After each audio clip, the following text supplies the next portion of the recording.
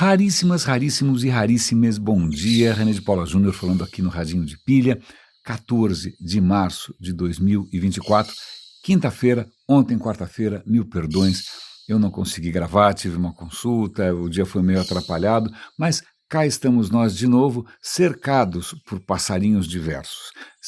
É praticamente a mesma gravação que eu usei, acho que anteontem, né, para alegrar um pouco a nossa conversa, gravação que foi feita aqui da janela de casa, numa manhã especialmente silenciosa, né, e que foi um deleite para mim, de uma certa maneira, preparar, né, eliminar ali as coisas desnecessárias, para ter isso como se fosse uma joia, um pequeno tempero, né, que eu pudesse acrescentar para tornar as nossas conversas mais interessantes. Mas o que eu acho que eu esqueci de comentar com vocês, e que eu acho que pode ser um bom gancho, é que eu acho que eu comecei pensando nisso, mas não levei adiante, porque obviamente eu me perdi, isso acontece muitas vezes, acontece o tempo todo, né? Eu acabo me perdendo nesses saltos mortais, nessas piruetas que eu faço de conexões e associações imprevistas, mas eu acho que essa gravação é um bom gancho para a gente falar, essa gravação dos passarinhos, tem bem-te-vis, maritaca, sei lá o que mais tem aí, para a gente falar um pouco sobre existir. Vamos lá. Eu tenho uma newsletter que eu criei no LinkedIn, mais uma dessas sarnas para me coçar. Eu fico inventando esses projetos que não são remunerados, que não são monetizados, que não têm patrocínio. Eu fico inventando esses compromissos para mim mesmo. E essa newsletter do LinkedIn, para minha surpresa, puxa, que coisa mais arcaica, né? Meio anacrônica, você fazer uma newsletter, porque afinal newsletter você recebe por e-mail, onde já se viu. Curiosamente, o e-mail e a newsletter têm tido os resultados, proporcionalmente, claro, né, dentro do meu minúsculo universo da cauda longa, tem tido bons resultados. E toda semana eu conto ali uma história, uma anedota, eu acho que eu fui experimentando com o formato, né, nenhuma tese acadêmica, nada muito profundo, normalmente historinhas rápidas para você tomar, para você, sei lá, conversar enquanto você toma um café, tanto que o nome da newsletter é Coffee Break, não é? E nesse sábado eu estava especialmente, como hei de dizer, minha cabeça estava tão vazia que estava fazendo eco. Eu falei, cara, eu não tenho nenhuma história interessante para contar, nem nada que possa inspirar as pessoas, e se eu abrir a boca agora para falar sobre alguns temas, eu talvez soe excessivamente negativo, então o que é que eu falo? E no fim eu acabei fazendo uma coisa provavelmente não deve ter sido muito bem recebida, mas a intenção era das melhores, que eu fiz um texto que basicamente cabe num tweet, de tão pequenininho que é. É um texto que é quase um haikai, que é um texto que é quase, sei lá, quase um poeminha minúsculo, mas não é um poema, eu não tenho esse talento. Mas o que eu acabei fazendo foi tentar compartilhar algo que para mim é muito, muito precioso, que é um exercício, não é nem um exercício, é uma postura, né? É uma disciplina. Né? O texto se chama Para Lavar a Alma, e normalmente eu ilustro esses textos da newsletter com fotos que eu tirei. Como eu já devo ter comentado com vocês aqui, eu carrego uma câmera na bolsa há décadas. Isso não é uma metáfora, isso não é uma hipérbole, isso é verdade. Eu devo carregar uma câmera na bolsa faz 40 anos, aproximadamente. As câmeras foram mudando, claro, não estou carregando aqui uma lambi-lambi, não é? Mas as câmeras foram mudando, acho que a minha primeira digital foi em 2001, né? Na época ali acho que foi isso, 2000 para 2001, mais ou menos por aí, não é? E o que acontece é que eu sempre tenho uma câmera comigo, e quando eu estou andando para cá e para lá, ou mesmo dentro de casa, alguma coisa me chama a atenção e eu registro. Né? E aí é curioso porque, para mim, é um processo bastante, quase que terapêutico, se bem que eu nem sei se é mais um processo voluntário, porque não é que eu saio procurando coisas para fotografar, ou a melhor maneira de fotografar um pôr do sol num cais, num barquinho, não. A melhor maneira de... Não. Normalmente o que eu faço é alguma coisa chama a minha atenção, eu normalmente não entendo muito bem por quê, e aí eu pego a câmera e aí eu registro. Então é um processo meio que, como hei de dizer, muito humilde, né? Então aquilo que o meu olho, por alguma razão que eu não consigo formular, ou por alguma razão inconsciente, meu olho para prestar atenção, é como se eu estivesse ouvindo os meus olhos. E é isso que acontece. Eu tento ouvir os meus olhos. Não que o resultado seja espetacular, não que seja alguma coisa maravilhosa, né? Mas eu percebo às vezes que eu não sou o único com um movimento, com uma coisa parecida. E eu estou me lembrando aqui do tempo que eu trabalhei em televisão. Eu trabalhei um bom tempo em televisão. Tenho saudade, inclusive, conheci gente extraordinária, gente talentosíssima, histórias magníficas. Acho que mais legal do que meu tempo em internet, pensando bem, muito mais legal. Eu me lembro que nós tínhamos, eu sempre prezei muito os cinegrafistas. E cinegrafista, embora, é engraçado, chama de cinegrafista é quem anda com uma câmera de vídeo, né? Mas na época a gente chamava de cinegrafista. Talvez por herança do tempo em que quem saía para a rua saía com uma câmera de cinema, uma câmera de película, né? Uma câmera de 16 milímetros, provavelmente. Não é? Aliás, eu tive colegas que começaram a trabalhar em televisão editando coisas com durex, porque você efetivamente cortava o material e grudava de novo, né? Daí o processo de cortar não era, faz um corte aqui, não era um corte metafórico de novo, não era um corte, não era assim uma analogia, não era realmente passar tesoura, né? Então, obviamente, ninguém passa tesoura mais em zeros e uns, mas é daí que vem essa história. E então, pelo menos no tempo que eu trabalhava em TV, não sei se agora mudou, não sei se agora chama videógrafo ou alguma coisa parecida com isso, mas havia cinegrafistas e eu sempre admirei cinegrafistas porque eles são os olhos do mundo, né? Quando você liga uma televisão, você está vendo um repórter, você está vendo um ator, você está vendo não sei o quê, mas você está vendo porque tem um cinegrafista segurando a câmera num certo ângulo, de um certo jeito, mostrando algumas coisas, deixando de mostrar outras. É isso. A gente não deveria reconhecer um pouco mais, né, o papel dessas pessoas que se expõem muito. Eu lembro no tempo que eu trabalhei em TV no Aqui Agora, os caras iam cobrir tiroteio, né? Eu lembro de momentos em que de repente uma bala destrói uma câmera, né, em que cinegrafistas perdem a vida. Não é? E eu sempre tive muito carinho, bons amigos, saudade, mas eu me lembro de um episódio em especial porque um dos repórteres de rua, que era o Gerson de Souza, talentosíssimo, magnífico, ele gostava de ir para a rua com um cinegrafista cujo nome eu me esqueci, o que é imperdoável. Mas aquele rapaz, ele era tão talentoso, ele era tão bom, que a hora que você via uma imagem, que você via uma reportagem, você fala, foi aquele cara que gravou. E o que acontece quando você trabalha em TV, você recebe, ou sei lá, você recebe um material que a gente chama bruto, né? Você tira, naquela época o cara te dava uma fita, ele tirava a fita da máquina e te dava a fita, né? E aí você tinha que, obviamente, escolher as partes que você ia aproveitar e o resto, obviamente, era jogado fora. Mas o que era interessante desse cinegrafista é que ele gostava tanto, né, de registrar, ele gostava tanto, né, de ver o mundo por uma câmera, que às vezes ele estava na viatura voltando para a emissora e ele via coisas na rua, ele ia registrando compulsivamente. Então tinha uma coisa muito interessante quando eu pegava uma fita dele, era olhar as coisas em que ele prestava atenção. Aquilo não ia ser usado para nada, é que ele simplesmente não conseguia se controlar. E para mim é uma coisa, é lógico, não estou aos pés do talento do cara, nem da relevância, nem do impacto que ele teve, né? Mas para mim, eu acho que eu sigo um impulso parecido, né? Se tem alguma coisa que me deixa profundamente, quase que desesperado, de repente sair para a rua sem uma câmera, nem que seja a câmera do celular, e de repente alguma coisa me chamar a atenção e eu não ter oportunidade de registrar, mesmo que ninguém vá ver, virou uma coisa um pouco incontrolável da minha parte. Mas em suma, tudo isso para contar que todos esses artigos da newsletter Coffee Break, você pode assinar, são levezinhos, é uma leitura muito rápida, é uma vez por semana só.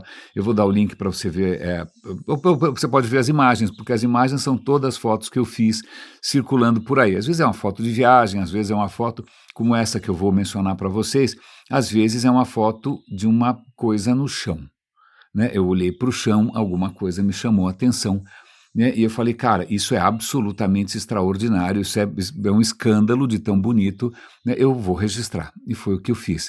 E, na verdade, é disso que trata um pouco essa história desse artigo pequenininho, que eu vou ler para vocês, tá bom? O artigo se chama Para Lavar a Alma. Pare, ouça, sinta, olhe em volta, veja de outro ângulo o que você não viu. Repita. Sempre. É isso.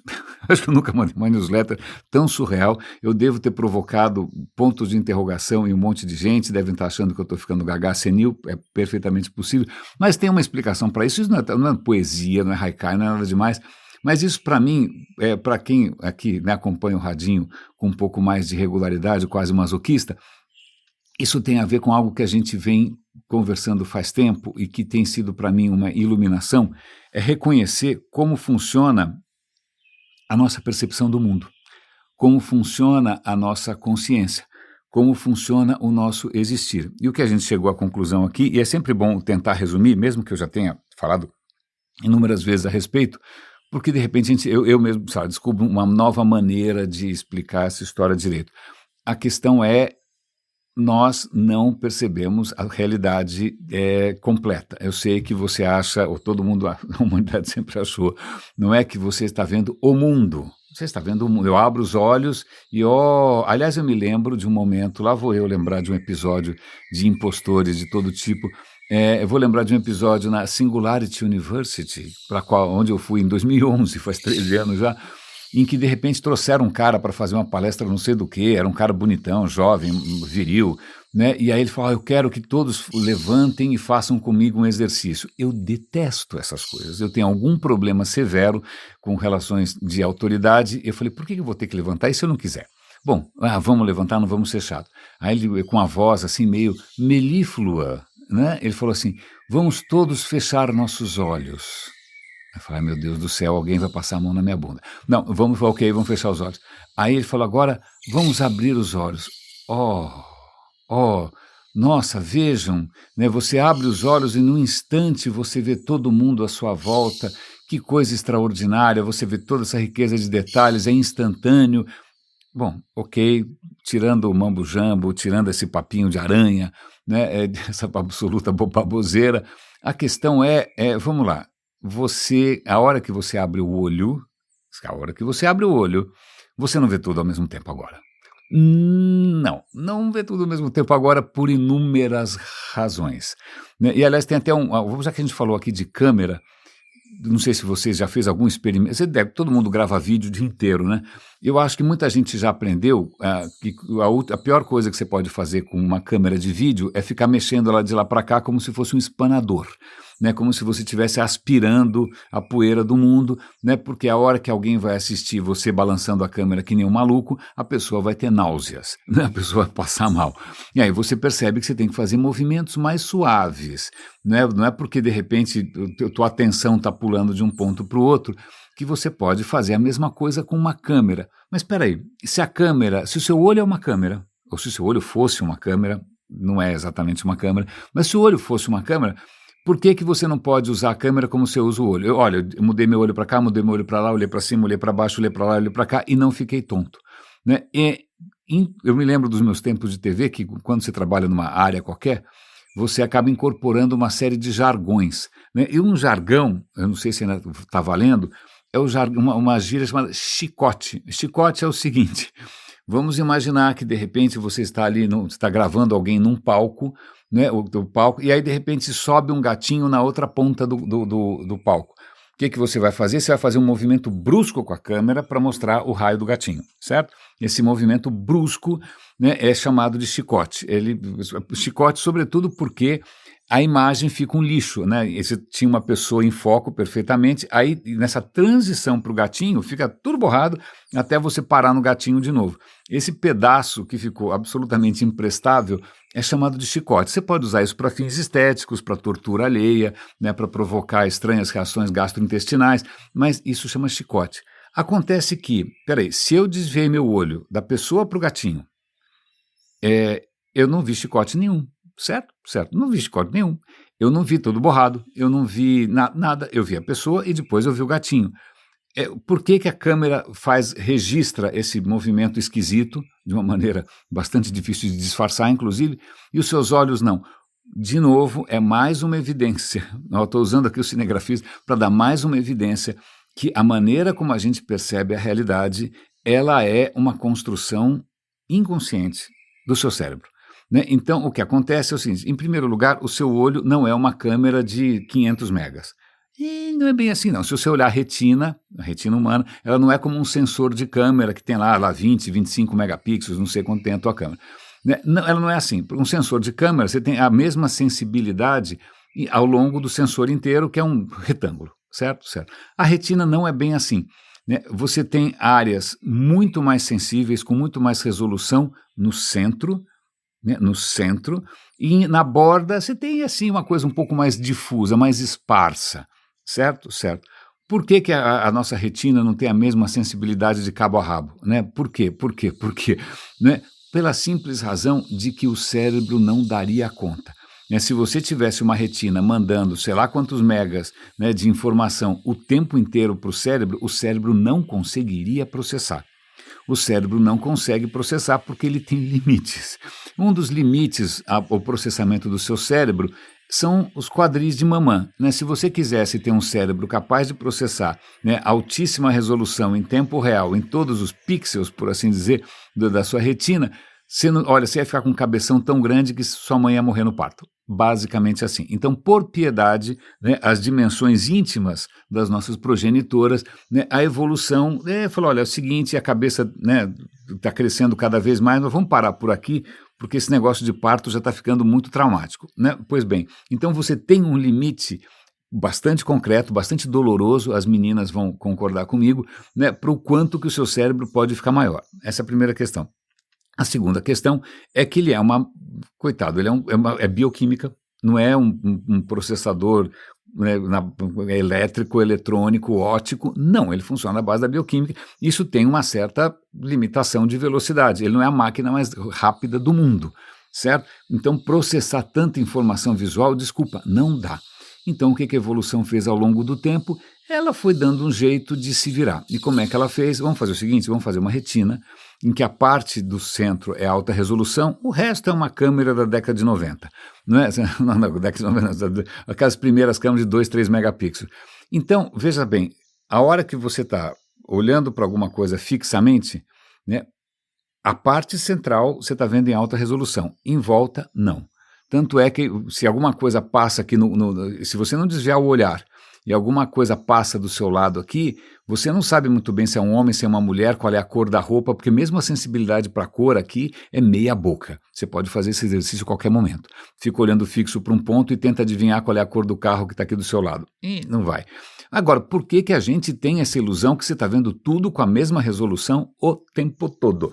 Porque o cérebro está construindo essa imagem, ele está montando. Cada vez que você desloca, né, o seu foco, né, o seu ponto de atenção de lá para cá, ele vai montando um mosaico e aí ele guarda na memória um mosaico para você ter a impressão de que você está vendo tudo com a mesma resolução, só que não. Tanto é que quando você vai ler, veja bem, né, se você tivesse um olho em alta resolução, você não precisava mexer os olhinhos. Né, os seus olhos não precisavam ficar correndo de lá para cá.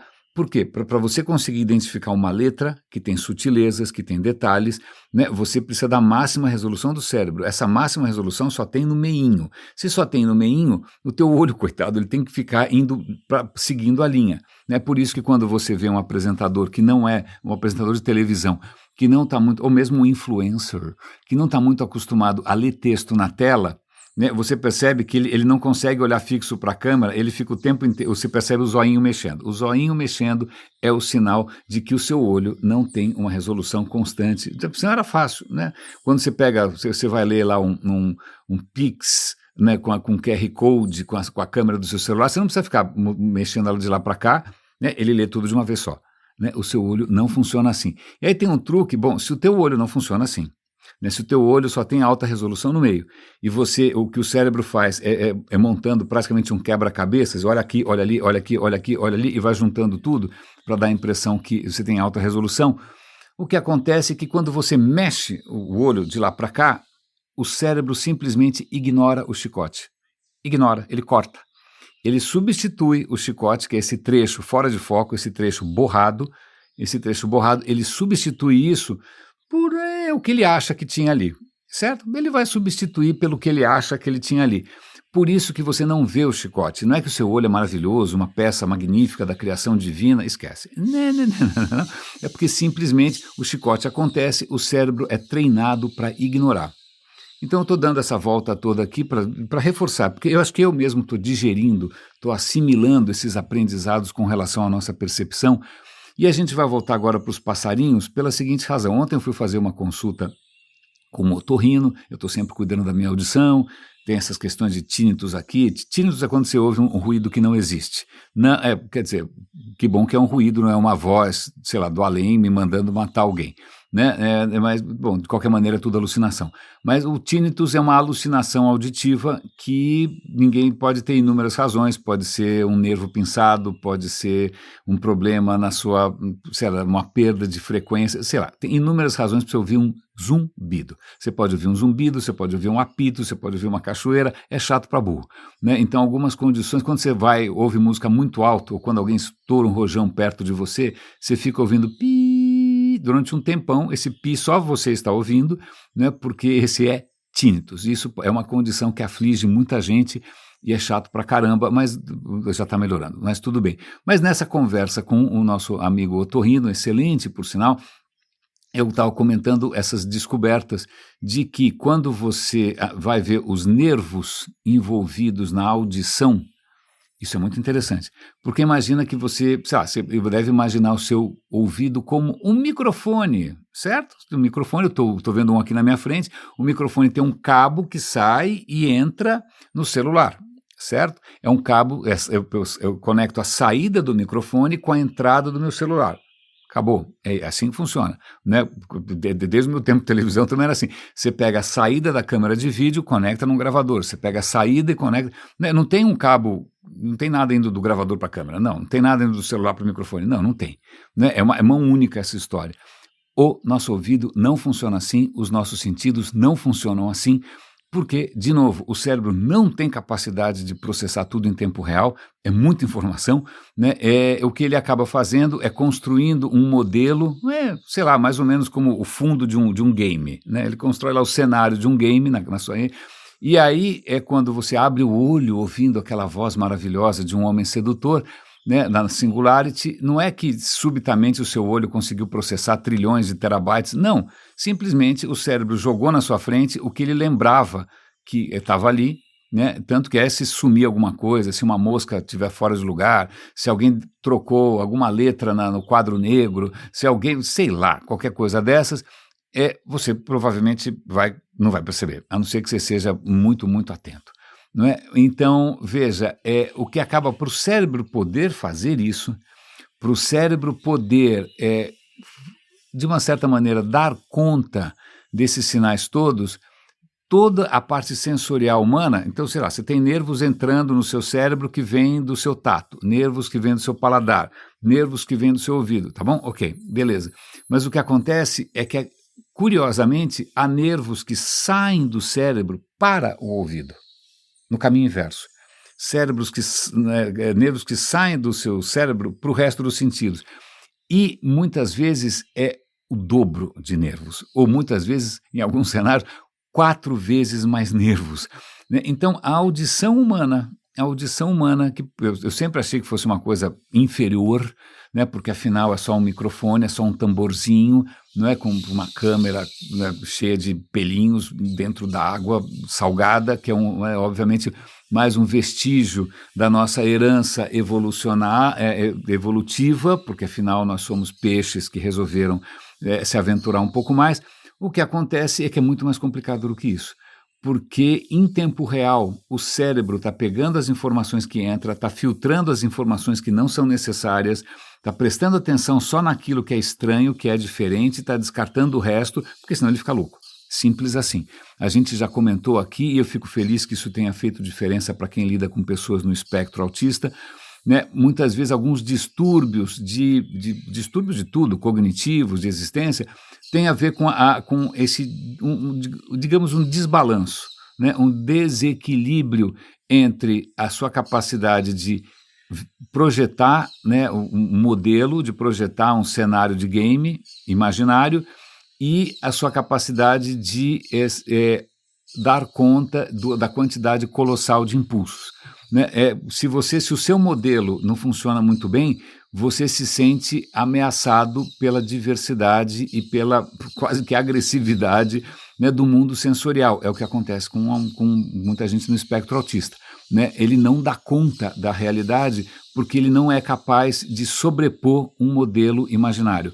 Agora, o oposto disso, que também, isso simplificando ao máximo, eu vou dar de novo o link para esse vídeo, é um vídeo extremamente interessante, que fala sobre do cérebro como um modelo preditivo, de previsão, né? O que acontece é que caso o seu modelo, caso o seu cenário de game, né, caso o seu mundo imaginário esteja um pouquinho, como é de dizer, com um peso maior, o que acontece é que a pessoa, ela não vai perceber as coisas diferentes que acontecem, 2, ela vai começar a ver coisas que só existem na cabeça dela. Então ela vai alucinar, ela vai ver coisas que não existem, ela vai ver teorias da conspiração, ela vai ver espíritos, fantasmas. Esse é o momento em que o modelo começa a ganhar vida própria e isso provoca uma série de distúrbios cognitivos que muita gente, obviamente, já foi canonizada por conta disso. Né? Mas voltando para a história dos nossos passarinhos, olha a volta que eu estou dando. Né? O que acontece é que quando eu estou ouvindo aqui na janela, né, os ruídos em tempo real, e eu falo, nossa, um passarinho cantou, que bonito, né? Queria que todo mundo estivesse ouvindo isso. Se eu gravar com o microfone grava sem filtro. Ele não vai inconscientemente tirar aquele ruído de fundo que a gente nem percebe mais da cidade. Não vai. Vem tudo. Né? E aí quando você vai ouvir a gravação, isso é muito interessante. Por que quando eu ouço a gravação, o meu ouvido não consegue fazer isso? Eu não sei. Talvez porque o que o cérebro usa para conseguir filtrar as coisas sejam diferenças muito pequenininhas de direção, de tempo, né, de espaço. Né? É por isso que eu acho que é isso. Ele está levando em conta a distância dos seus ouvidos, está levando uma série de coisas que quando um microfone mono, ainda mais um microfone mono, que é um microfone num canal só, registra essa informação extra que ele poderia usar para filtrar, que ele poderia usar para descartar, isso se perde. Né? Aliás, fica a dica aqui para quem já deve estar, espero que não seja o seu caso, mas um dos sinais que a sua audição está começando a ficar esquisita, ou a sua, dos seus pais, dos seus avós, dos seus tios, professores, tanto faz, é quando num restaurante, mil perdões, limpando um pouco a garganta aqui, quando num restaurante ou num ambiente ruidoso, a pessoa não consegue acompanhar a conversa. Se você pegar um microfone mono, né, sem nenhum tipo de filtro nem nada, e gravar alguém falando num restaurante, é um lixo. Né? Eu tentei gravar uma vez entrevistas num evento aberto, eu estava com o microfone também. Cara, é quase imprestável, você não consegue separar. Mas, curiosamente, eu estava ouvindo a pessoa perfeitamente bem, porque o ouvido em tempo real consegue... Ok, isso eu não vou prestar atenção, isso é a conversa do outro lado da mesa, isso é outro timbre de voz, isso é alguém batendo no liquidificador, alguma coisa. Em tempo real, o cérebro está construindo uma realidade filtrada, tá bom? E, na verdade, não é nem tempo real, isso são outros 500, como isso demora, né? Como isso demora, dá trabalho, não só para qualquer computador, mas para o cérebro também processar e criar essa realidade imaginária. Né, o que acontece é que ele está sempre atrasado, então o que ele apresenta para você não é só uma realidade photoshopada ou filtrada, ele representa o que ele imagina que deveria estar acontecendo naquele momento. Ele imagina uma previsão, ele mostra para mim, para você, uma previsão do que ele acha que deveria estar acontecendo naquele momento, simplesmente porque aquele momento, o presente, é inacessível. Você não tem acesso direto ao presente, não tem como. Não tem como, porque isso vai ser processado, isso demora um tempo. Quando isso chega na sua consciência, isso já é passado, então o que o cérebro faz é projetar sempre, ufa. Bom, em suma, ok, desculpa, isso tem sido para mim um despertar, um abrir de olhos. E o que isso tem a ver com as fotos? Isso tem a ver com as fotos e com a câmera, pelo seguinte, acho que o que acaba me chamando a atenção dos meus olhos é justamente aquilo que o modelo não previu, né? Justamente aquilo que o cérebro não podia ter imaginado. Né? E aí, aí é uma questão de treino, é uma questão muitas vezes quase que inata, às vezes é uma questão de remédio, sei lá o quê, mas a questão é quanto que você vai dedicar de atenção para aquilo que é novo, para aquilo que é diferente, para aquilo que é inesperado, ou simplesmente você vai preferir viver né, naquele mundo confortável, previsível e que, obviamente, é uma ficção. Né? Então, muitas vezes, sei lá, é muito comum alguém falar, espera, como é que você viu isso? Como é que você... Eu não vi nada. Você não viu nada porque você estava distraído. Né? Nós vivemos distraídos. O cérebro é capaz de dar conta de uma coisa ou de outra. Mas a gente pode, eventualmente, se disciplinar. A gente pode, eventualmente, se treinar a tentar perceber aí o que acontece no jogo de 7 erros. Porque as coisas... Aí tem... Eu detesto quando uma frase ruim... aliás, o que mais acontece na história da civilização, né, quando uma ideia ruim pega, né? Então tem aquela frase, a história se repete como farsa. Não. Primeiro que a história nunca se repete, e não tem como dizer que nunca é igual, né? E também dizer que a primeira vez é superior de alguma maneira às outras. Primeiro porque não é a primeira vez exatamente, sempre tem algum componente, né, que já vem de longe. E segundo que repetir, quando você acha que as coisas estão se repetindo, ou que é tudo sempre igual, é você que está distraído. Né? Isso parece aquelas relações que num determinado momento um olha para o outro e fala, quem é você mesmo? Né? Você mudou de repente. Você não mudou de repente, estava todo mundo distraído, né? A mudança foi acontecendo até chegar naquele limiar, que é o limiar que você percebe. É mais ou menos quando a gente dá a volta aqui pela cidade, a gente fica espantado com prédios novos. Nossa, da onde saiu esse prédio? Não, ele não caiu do céu, né? Ele não foi teletransportado, ele não foi, sei lá, não é realidade aumentada. Foi um processo, né? Primeiro as casinhas foram abandonadas, depois elas foram demolidas, depois virou um buraco, aí teve tapume, aí começou a subir uma estrutura. Isso tudo, normalmente, o cérebro não registra. Todo o processo ele não registra, ele vai registrar a hora que o cara coloca vidro na janela. A hora que tem vidro na janela, o cara fala, um prédio novo, né? E parece que foi um milagre, parece que foi mágica. Aliás, essa é uma das ilusões por trás do mito da inovação. Você fica achando que um iPhone saiu do nada, né, que alguma coisa... Eu já trabalhei dentro de empresa de tecnologia, as coisas que caem do céu na mão do consumidor como se fosse uma abracadabra do mandrake, na verdade é um processo penoso que demora anos, né? Todo mundo já sabia que aquilo ia acontecer, não tem milagre, as coisas têm um processo, mas é assim que a nossa cognição funciona. E é assim que a gente acaba se iludindo que as coisas não mudam, ou que você está vendo coisas que você não está vendo, e que, inclusive, se a gente parar para pensar, muitas filosofias, muitas ideologias são absolutamente alérgicas à mudança e acreditam que algum modelo imaginário construído de uma maneira normalmente muito pouco civil, muito pouco... Não queira ver os bastidores de um livro sagrado, você não quer ver como a salsicha é feita. Não é? Então, aí aquilo fica escrito em pedra e aquilo vai ter que servir para o resto de todos os tempos.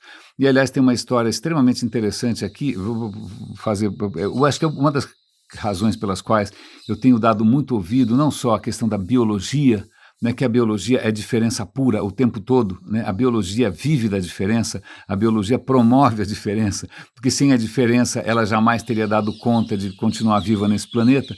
Não é? Enquanto os humanos insistem em fazer tudo igual sempre, pessoas iguais, metodologias iguais, marcas iguais, compras iguais, né? A biologia está sempre se diferenciando, não é? Mas então a biologia é uma delas, né? A física também, porque a física também é o estudo da mudança, né? Como é que as coisas mudam, mas acho que, e aí eu vou parafrasear aqui nosso grande ídolo, amigo do Radinho, né? Yuval Harari, história é a ciência da mudança. Né?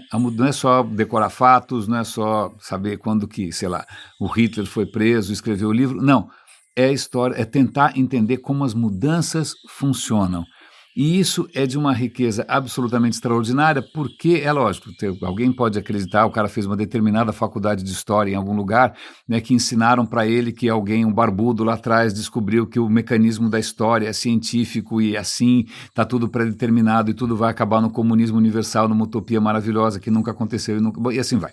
Você pode cair nessa falácia, ou você pode reconhecer que, e é o que o Yuval Harari comenta numa entrevista rápida agora, que algumas coisas são absolutamente imprevisíveis. É bolada nas costas total. E já que eu falei de Rússia, né, de comunismo aqui, eu falei, olha, se você pegasse um cidadão russo, um camponês, nem fosse um aristocrata, tanto faz, em 1914, né, antes da Primeira Guerra Mundial, e você fala, olha, daqui a 5 anos, esse vai ser um país comunista, com leninistas, trotskistas, bolcheviques, etc, etc, etc, e você vai coletivizar os meios de produção, o cara fala, você ficou louco, mas como assim, daqui a 5 anos? Daqui a 5 anos não vai acontecer nada, daqui a 5 anos, sei lá, minha filha vai debutar, eu vou ter que fazer um baile, ou daqui a 5 anos vai expirar o meu contrato com não sei quem.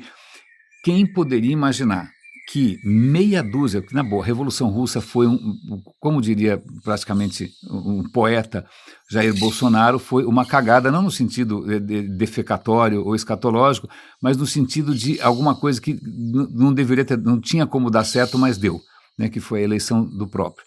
Não é? Mas o que acontece ali é meia dúzia de gatos pingados que, num movimento completamente insano, conseguem derrubar um governo e colocar outro no lugar sem mais nem menos, sem consultar ninguém.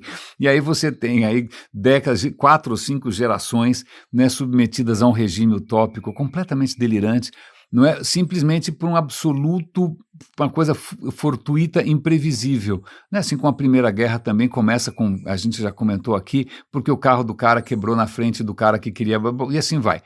É uma série de eventos absolutamente imprevisíveis, né? Se a gente quiser tentar entender algum mecanismo perpétuo e mágico ou divino na história, você vai perder justamente o encanto, você vai perder as flores que estão ali em cima da calçada, e que, imagina, quem poderia imaginar que isso ia ficar tão bonito, né? Você vai perder justamente a sensibilidade para aquilo que é surpreendente e desconcertante, para aquilo que demonstra que a nossa capacidade de processar, de entender, de digerir esse mundo é muito limitada, né? A gente tem que ter a humildade de perceber que a gente está comendo bola o tempo todo, né? Que a gente simplesmente não viu alguma coisa.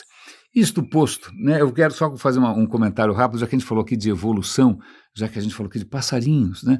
Eu estava vendo agora um artigo uma entrevista bacana, né, sobre a Lua. Por que não? A Lua. Aliás, se eu não me engano, hoje vai ter um alinhamento no céu da Lua, do quarto crescente da Lua com Júpiter, né, caso alguém tenha aí céu limpo, não é o meu caso, uma visão um pouco privilegiada do céu.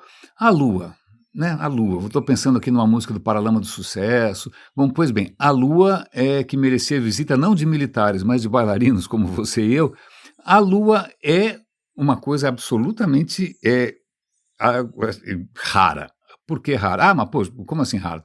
Tem um monte de lua por aí, Saturno tem uma infinidade, Júpiter tem dezenas de luas, Marte tem lua, todo mundo tem um monte de lua. Mas acontece que essas luas são minúsculas, são pequenininhas. A nossa lua é colossal, a nossa lua tem 1/4, você pega assim, é como se fosse, você pedir uma pizza grande e você pedir uma pizza individual. A lua tem 1/4 do diâmetro da Terra, né? É muito grande. Proporcionalmente, ela é muito grande, né? As outras, o que a gente chama de lua, normalmente você tem um planeta que de repente tem uma gravidade extraordinária, está passando, está dando bobeira ali, algum tipo de corpo celeste menorzinho, né? E aí ele fica prisioneiro de uma órbita e pronto, você tem uma lua. É o que aconteceu com várias luas por ali, né? Saturno, Júpiter, Marte, etc. No caso da nossa lua, a gente já comentou aqui no Radinho, a hipótese mais aceita é que logo no começo da formação do sistema solar, que deve ter sido um caos, que não foi nada da perfeição divina, matemática, não, uma bagunça danada, né? A Terra estava em formação e, de repente, um outro planeta, que é um planeta que a gente imagina que pode ter existido, chamado Theia, mais ou menos o tamanho de Marte, ou seja, um pouquinho menor que a Terra. Esse planeta entrou em rota de colisão e, bum, os dois planetas se chocaram de uma maneira catastrófica, né? Theia se desintegrou, uma boa parte da Terra também, imagina, volatilizou, foi para o espaço, certo? E aí o que acontece? Bom, Theia sumiu, né? Sumiu do mapa, subiu no telhado, a Terra ficou toda zoada e todo esse material que foi arrancado, que deve ter aí uma boa parte de terra, uma boa parte de Theia, isso foi para cima, se bem que não tem cima no espaço, né? Mas foi para o espaço, literalmente, e em pouquíssimo tempo, e aí as simulações mostram que em 1 milhão de anos, provavelmente, que é muito pouco tempo, né? A Lua se formou. Você tem a Lua é simplesmente o resultado de uma colisão colossal entre dois planetas, e é por isso que ela é tão grande, né? E a Lua virou essa nossa dupla.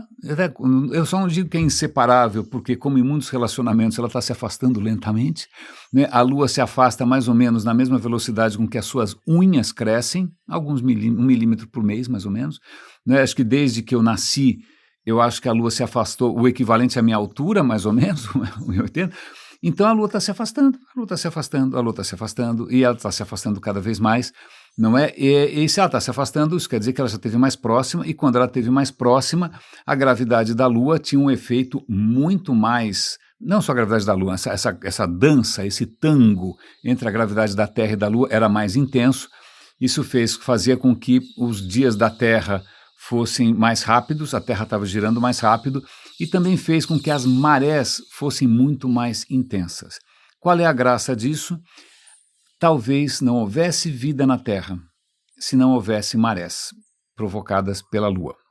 Por que isso? Porque se a gente fosse um colosso de água o tempo inteiro, sem nenhum tipo de maré, você não teria formas de vida que, de repente, que estão ali na beiradinha, que uma hora está seca, outra hora está molhada, outra hora está na água, outra hora não está, outra hora está no sol, outra hora não está. Essa alternância que alguns ambientes ali na margem, literalmente marginais, vamos chamar assim, eles sofreram por conta das marés. Isto talvez tenha sido uma das condições fundamentais para a vida evoluir como a gente conhece, né? Não só dos primórdios da vida, né, mas também do momento em que, sei lá, algumas criaturas que deviam viver perto da margem, de novo, os marginais, né, que conseguissem se adaptar a dois ambientes. Alguns peixes, de repente, começam a respirar, começam a se aventurar fora da água, algumas plantas começam a se aventurar fora da água, viram as árvores. Então, essa alternância, você ter espaços ali com ciclos, né, com ciclos relativamente previsíveis, né, não só de água, de umidade, mas também de luz, isso certamente marcou a evolução da vida. Então, veja que interessante, né? É muito curioso porque, veja, a gente fica pensando quais são as condições necessárias para a vida em outros planetas. Será que a gente está levando em conta isso? A irregularidade que uma lua provoca, né? As marés, os fenômenos cíclicos, né? O próprio fato da Terra ter o eixo torto, coitada, ela gira meio de ladinho assim, né? Se a Terra não girasse de ladinho, talvez até por conta da própria colisão que ela sofreu, né? Se ela não girasse de ladinho, talvez a gente não teria estações. A gente tem estações, não porque a distância da Terra muda muito pouco, é ridículo, até a distância varia pouquíssimo, mas é porque a Terra está inclinada. Que a Terra está inclinada, isso propicia, né, diferentes ângulos para o Sol esquentar, e aí você tem estações, e aí você tem de novo ciclos na natureza. Então vejam, são acidentes, são coisas que não são perfeitamente matemáticas e perfeitas, o céu nunca foi assim, não é, que acabam fazendo com que surja nesse planeta, esse planeta que a gente insiste em sabotar sistematicamente de todas as maneiras, porque engenheiros acham que, né, nem sei o que, deixa para lá. Né? E aí o que acontece é a vida baseada na diferença, na exploração da diferença, na exploração daquilo que é novo, né? Com um equilíbrio muito tênue entre aquilo que já funcionava e aquilo que pode funcionar de uma outra maneira. É dessa maneira que a vida se expande. E aí, só para a gente perceber, já que a gente está falando de olhos aqui, quando a gente pensa em olhos, obviamente o olho é sempre usado por algumas correntes de pensamento para demonstrar a necessidade de um designer divino, porque afinal o olho é uma perfeição. Não é. A primeira questão é que não é. O olho da gente é zoado, tem um ponto cego, porque todo o cabeamento do olho, ao invés de sair por trás, sai pela frente, o que é uma coisa de louco. É como se o meu cabo do microfone passasse na frente da câmera de vídeo, é o que acontece, né? Completamente insensata. Aí, aliás, veja bem, a sua retina tem um buraco para passar o cabeamento. Você está vendo esse buraco? Não. Por que você não está vendo esse buraco? De novo, porque o cérebro cria a ilusão de que não existe buraco. Mas existe sim um ponto cego, tem inúmeros exercícios para você perceber que existe um ponto cego, todo mundo tem, mas o cérebro disfarça. Ele é um mentiroso de primeira categoria, ele é um assessor de imprensa. Né? Mas o que é interessante, vamos falar de olhos, vamos pensar na criatura menos... Eu me lembro de um amigo que virou vegetariano, e ele queria levar isso a ferro e fogo, e ele americano, ele tinha vindo para o Brasil, a gente viajou, um bando de gente junto para o litoral, e aí apresentaram para ele, sei lá o que, mexilhões. E aí o cara ficou tentado, aquilo era, mas que delícia aquele negócio, um perfume extraordinário, você deve estar babando aí. Aí ele ficou isso, putz, eu não sei se como vegetariano eu posso comer isso, porque isso é um animal, sim ou não? Né? O cara estava querendo arrumar algum pretexto para poder comer aquilo sem nenhum sentimento de culpa, porque é uma criatura que realmente não te olha nos olhos. Né? Não é que é uma criatura que vira a cabecinha de lado assim e põe a língua de fora, né? Como um cachorro faz. Mas é lógico, o mexilhão estava vivo antes da gente matar, certo? Certo. Mas a questão interessante é a seguinte, eu demorei para descobrir, mas quando você come, por exemplo, vieiras, essas criaturinhas que ficam ali naquelas conchinhas pregadas na pedra e tal, esses bichinhos têm olhos, mas não tem um olho ou dois olhos, tem uma infinidade de olhos. Aliás, ele tem 2 tipos de olhos. Tem um olho que, na verdade, é meio multifunção, ele é um olho meio primitivo, mas ele também percebe mudanças químicas na água, percebe temperatura, é um canivete suíço, mas é muito simplesinho. Mas ela pode desenvolver também olhos óticos mesmo, com lente, com tudo, né, que enxerga. Né? Aí você fala, por que o mexilhão vai enxergar? Se vê um predador, quem sabe ele consegue sair correndo, né? Consegue descolar da pedra e sair, né, zunindo por aí. Então a questão é a seguinte, os biólogos acabaram de encontrar nos olhos dos mexilhões, ou de algumas espécies de mexilhões, uma prova de algo que a evolução, que estava na teoria da evolução, mas que era muito difícil de comprovar. Que, na verdade, a evolução não começa nunca do zero, que ela depende de acasos anteriores. Né? Ela não joga tudo para cima, não é uma inovação disruptiva, não, ela sempre meio que trabalha com o que ela tem. Né? E eles perceberam o seguinte, à medida que o mexilhão cresce, ele vai fazendo novos olhos. Então, ele pode ter alguns olhos no começo, muitos olhos no final. Já imaginou como seria, né, a nossa espécie se com o tempo a gente desenvolvesse novos olhos? Pois bem, e aí esses olhos, eles podem virar esse olho mais completo ou o olho menos completo. E aí eles estão percebendo que, na verdade, se vai criar um olho mais completo ou menos completo, depende, na verdade, de uma outra coisa anterior, que é quantas canaletas a concha tem. Se a concha tiver canaletas suficientes para passar nervos suficientes para dar conta de todos os sinais que vêm de um monte de olho novo, ela faz um monte de olho novo. Se a canaleta não tiver essa capacidade, não tem como pendurar um monte de olho novo, porque não tem por onde passar o cabo. Basicamente assim, eu estou falando como um cinegrafista, não é? Então, eu vou dar um link, caso alguém esteja interessado, né? Mas é muito interessante que agora os biólogos têm uma evidência bastante clara que a evolução trabalha com o que ela tem, né? E que, curiosamente, pegaram várias espécies de mexilhão por aí, tem uma infinidade,